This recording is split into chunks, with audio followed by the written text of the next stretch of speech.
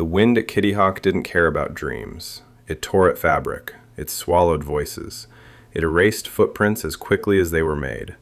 And on December 17th, 1903, it carried something else. A machine. Not large, not powerful, not even particularly stable. But for 12 seconds, it did something no human being had ever done before. It flew. No crowds gathered to witness it. No headlines waited to be printed. Just a handful of men standing in the sand, watching something impossible struggle against the wind. The distance? 120 feet, shorter than a modern airplane's wingspan. But distance was never the point, because in those 12 seconds, the world changed direction, and almost no one noticed. Long before they ever touched the sand of Kitty Hawk, Wilbur Wright and Orville Wright were not inventors. They were printers, then bicycle mechanics. In Dayton, they ran a small shop, repairing chains and spokes, working with precision most people never noticed. But bicycles taught them something critical. Balance wasn't static. It was controlled instability. A rider didn't stay upright by being still. They stayed upright by constantly correcting. That idea would follow them. Because at the time, the problem of flight wasn't just lift. Others had already glided. The problem was control. Men like Otto Lilienthal had proven humans could glide through the air, and then paid for it with their lives. Flight, it seemed, was possible, but survival was not guaranteed.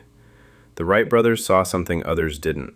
The sky wasn't just something to reach, it was something to navigate. They chose Kitty Hawk for a reason. It was remote, windy, unforgiving, exactly what they needed. Between 1900 and 1902, they returned again and again, testing gliders in brutal conditions, sand in their teeth, wind in their ears, failure in their hands. At first, their calculations were wrong. Lift didn't behave the way existing data said it should. So they did something radical. They stopped trusting everyone else. Back in Dayton, they built a wind tunnel, a simple wooden box that would quietly rewrite aviation science.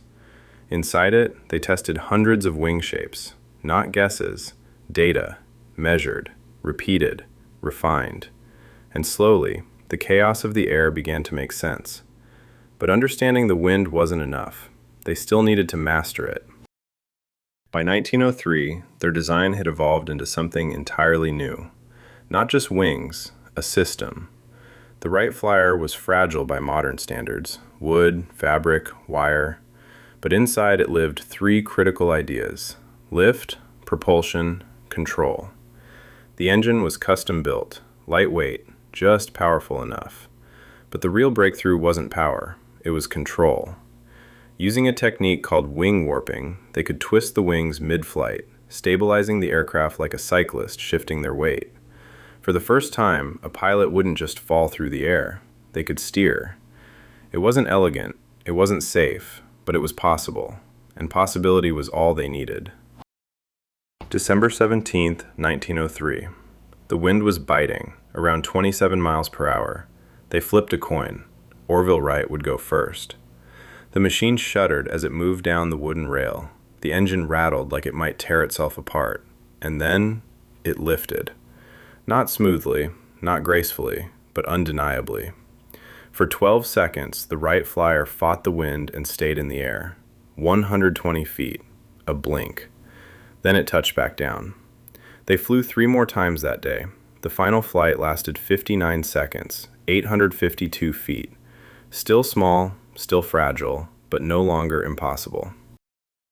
You'd expect the world to stop. It didn't.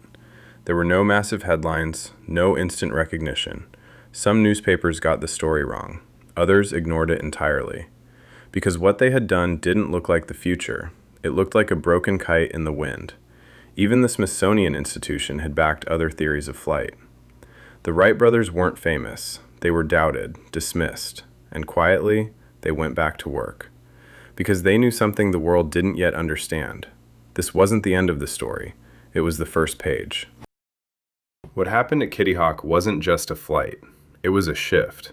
Within decades, airplanes would cross oceans, then continents, then entire worlds. War would change.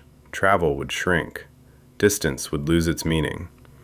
But it all traces back to something almost forgettable: a wooden machine, a stretch of sand, and 12 seconds most people never saw. Because history doesn't always arrive loudly. Sometimes it lifts off quietly into the wind and waits for the world to catch up.